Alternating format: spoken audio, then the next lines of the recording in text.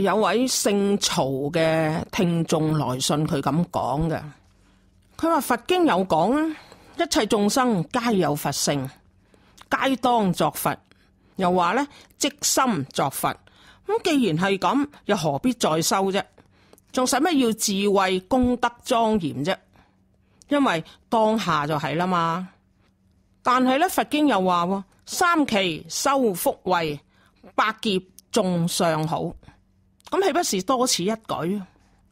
嗱，呢位姓曹嘅聽眾，佛話一切眾生就皆有佛性，有佛性者係話咧，每個眾生都藏有佛性，並非話每個眾生都能夠成佛，除非呢個眾生係修行到斷咗無明，即係話斷咗貪嗔癡。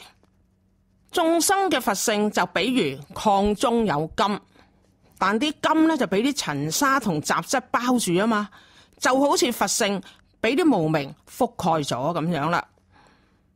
嗱，金你唔塗去嗰啲塵沙咧，金雖然仍然係金，但係不能成器。佛性你唔修到斷咗無明咧，佛性雖然仍有佛性，但係始終都不能證佛。嗱，在今嚟講咧，我哋就要淘汰嗰啲泥沙，唔係淘汰啲金。在佛性嚟講咧，我哋要淘汰嘅係啲無明，唔係我哋嘅佛性。因此咧，要修行就唔好去作惡。如果你一日唔斷呢個貪嗔癡咧，你一日嗰個佛性都唔會出現翻嘅。